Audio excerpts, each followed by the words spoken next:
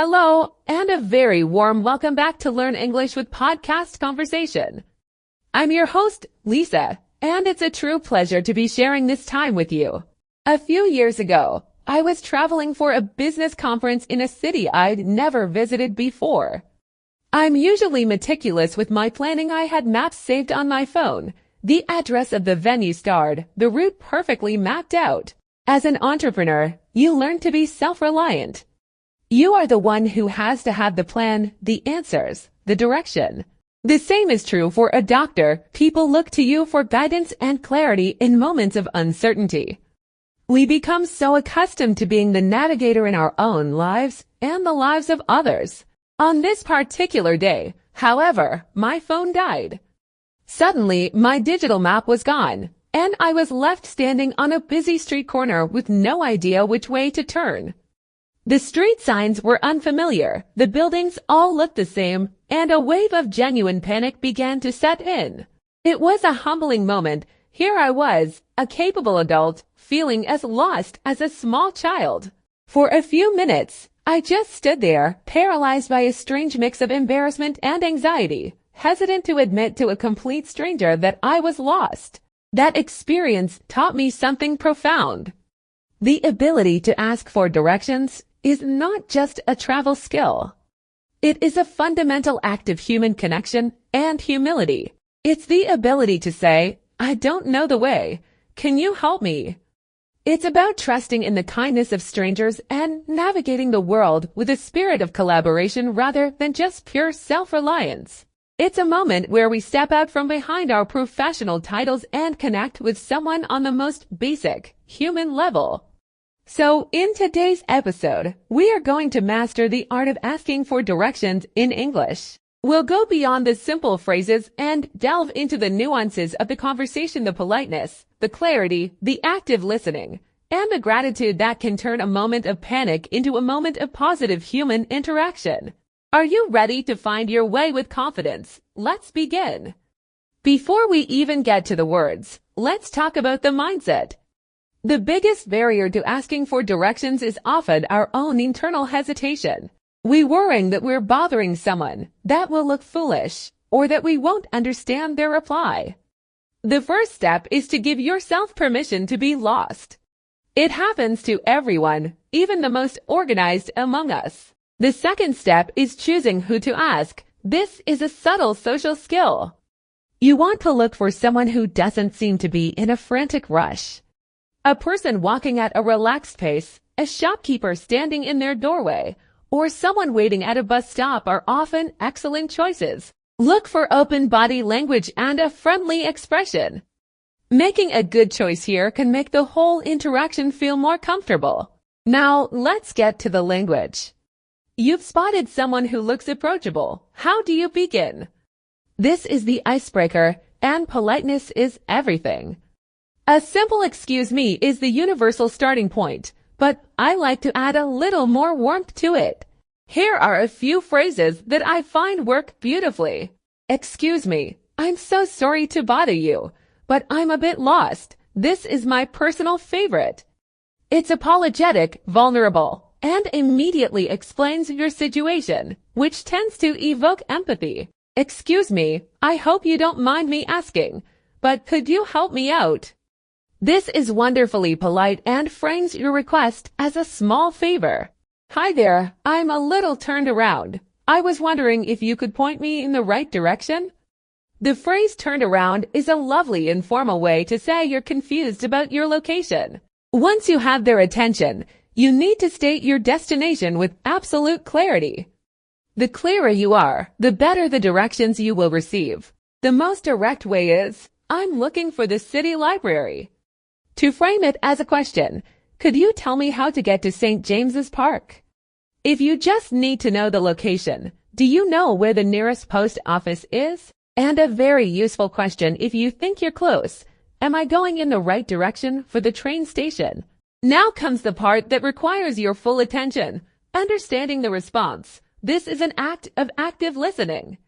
People giving directions use a specific, almost universal set of words and phrases.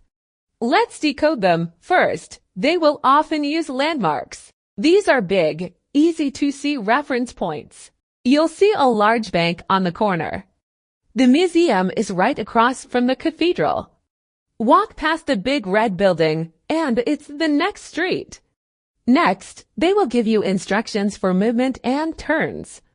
Go straight down this street for about 3 blocks. Take the second right at the traffic lights. Make a left when you get to the main road. You might hear informal language like hang a left, which just means turn left. They'll also give you a sense of distance or time.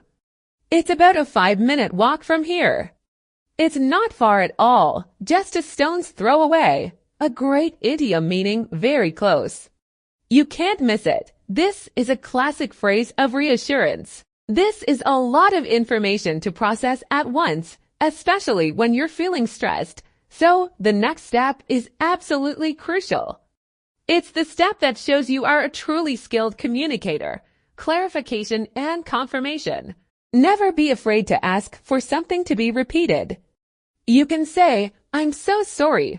I didn't catch that last part. Could you say it again?"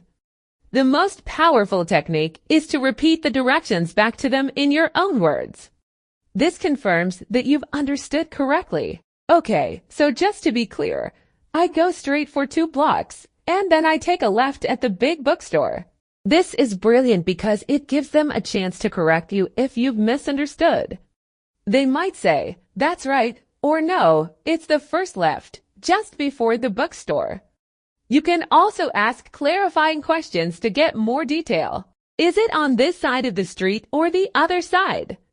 Is it a long walk? Should I consider taking a bus? Let's practice that confirmation technique. It's a game changer. Repeat after me. So let me just make sure I've got this right. That phrase is your key to ensuring you walk away with the correct information. Finally, we have the gracious exit. This person has taken time out of their day to help you, a complete stranger. A warm, sincere thank you is essential. Thank you so much. You've been a huge help. That's perfectly clear now. I really appreciate it. A more informal but very warm option. Thanks a million. Have a wonderful day. This leaves both of you feeling good about the interaction. You feel grateful and empowered, and they feel good for having helped someone. Of course, in our modern world, we have GPS in our pockets. But as my story illustrates, technology isn't foolproof. Batteries die, signals drop, and sometimes the map is just plain wrong. There are also times when you need to combine technology with human knowledge. You might be standing exactly where your GPS says your destination is, but you still can't see it. In that case, you can approach someone and say, "Excuse me, my phone says I'm at my destination, but I can't seem to find the entrance to the building. Do you know where it is?" This acknowledges your tool but admits its limitation, a very relatable situation. And that brings us to the end of our guide. The act of asking for directions is a beautiful microcosm of communication. It involves courage, clarity, active listening, confirmation, and gratitude. It's a skill that will serve you not just when you are lost in a new city, but in any situation where you need to seek guidance and build a momentary bridge with another person. Let's close with our affirmations to cement this feeling of capability and confidence. Please say them with me. I have the confidence to ask for help when I need it.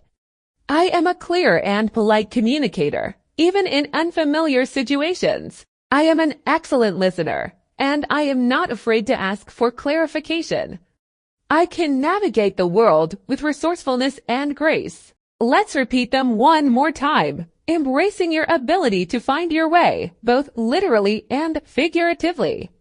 I have the confidence to ask for help when I need it.